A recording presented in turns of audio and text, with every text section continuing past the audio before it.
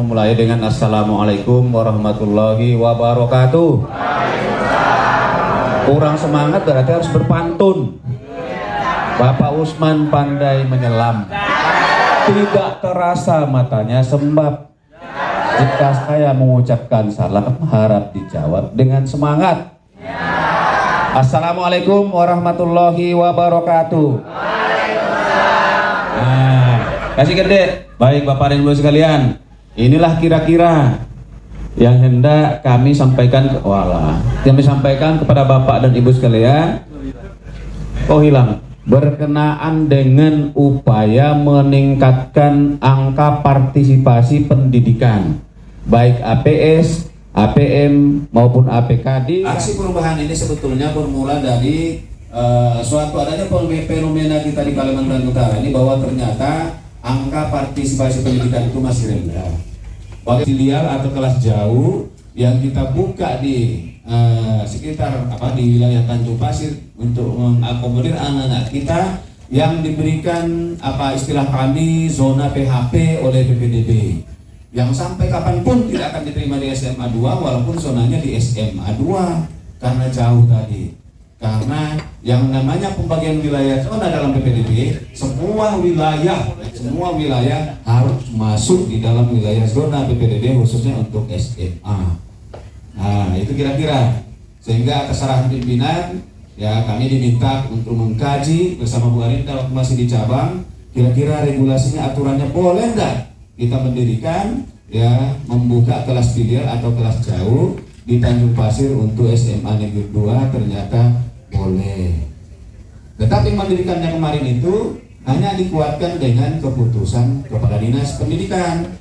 Nah, ketika saya dan kawan-kawan 4 orang dari Dinas Pendidikan yang mengikuti pelatihan kepemimpinan administrator atau dulu disebut Diklat PIM 3, ditugaskanlah kepada saya bahwa Pak Mustari, biar nanti se-Kalimantan Utara sesuai dengan kebutuhan, keperluan dapat dibuka hal yang sama, ya kuatkan dengan peraturan gubernur.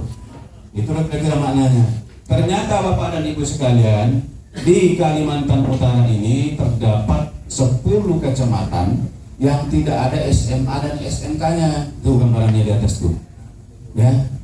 Nah, kemudian selanjutnya, mengapa? Mungkin ada pertanyaan, Pak Mustari, kenapa bukan USB unit sekolah baru yang didirikan?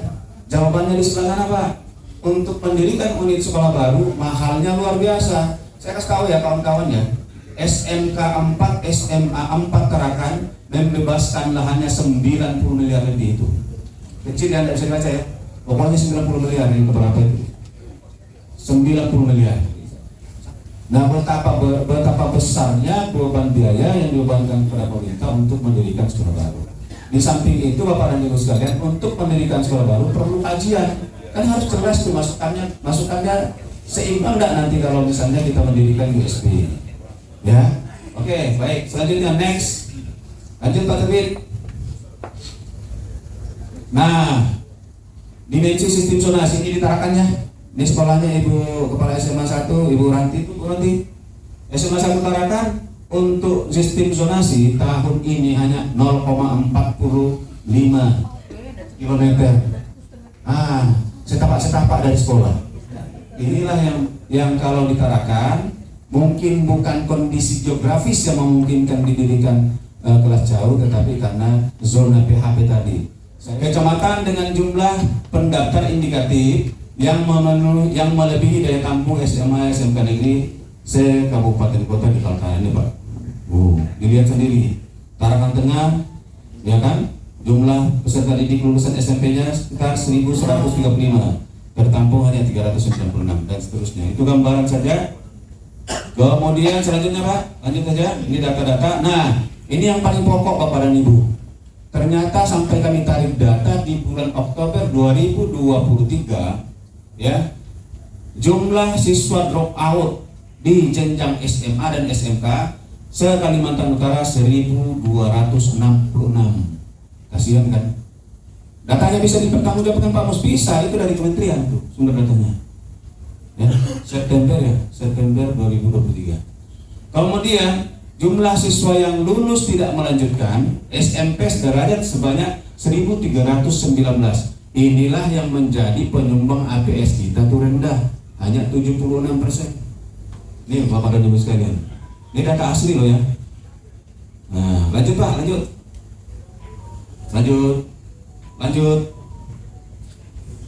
Pak.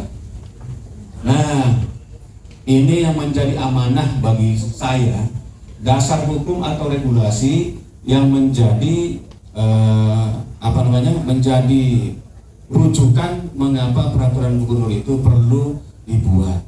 Yang paling terakhir, yang terkini yang disampaikan oleh Bu Rinda tadi adalah peraturan daerah Kaltara nomor 6 tentang penyelenggaraan pendidikan.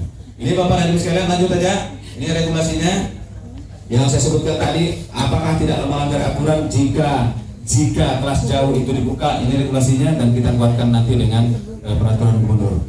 Kemudian ini yang kita laksanakan di SMA 2 Bapak dan Ibu, itu tanda tangan prasastinya oleh Bapak Gubernur pada tanggal 12 Agustus 2023, tapi KBN-nya dimulai bulan Juli. Itu dia tuh, ada Pak Muskari, ada Bu Erni, ada Pak Gu, dan seterusnya. Ada tiga hal yang dibebankan pada saya sebagai milestone jangka pendek 45 hari. Yang pertama, pemetaan. Sebenarnya kami sudah punya data, juga sudah melakukan melakukan komunikasi dengan kepala dinas pendidikan kabupaten kota. Kami sudah menemukan ketarakan di Bulungan. Kemudian kami juga sudah rapat. Dan yang kedua adalah mengevaluasi keberadaan kelas filial SMA 2 Tarakan. Juga sudah kami lakukan bersama dengan Ibu Erni. Ya, makanya tadi ada videonya. Ya, dan yang ketiga adalah menyusun peraturan gubernur. Peraturan gubernurnya sendiri, rancangan peraturan gubernurnya sendiri tadi kami sudah dapatkan bersama dengan teman-teman nih, termasuk kawan kita yang ketiga di depan tadi pagi yang di kantor. Sudah jadi, tinggal disempurnakan aja. Ya, demikian Bapak dan Ibu sekalian apa yang dapat saya sampaikan. Gak usah tepuk tangan dulu, saya pantun dulu. Ya, baik. Ya. Nah, karena kita harus belajar berpantun. Para dinas memberikan arahan, sambutan, berpantun Pak. Gubernur apalagi Pak. Ya. Kalau pidato bawalah naskah untuk dibacakan buat semua. Semoga kegiatan ini membawa berkah demi kemajuan pendidikan Kaltaraku yang tercinta. Oke, mau ditambah Bapak? Kalau ada jarum yang patah, jangan disimpan di dalam peti. Jika ada kata yang salah, izin dimaafkan agar tenang di hati. Di Tarakan ada jalan cendrawasih cukup. Assalamualaikum warahmatullahi wabarakatuh.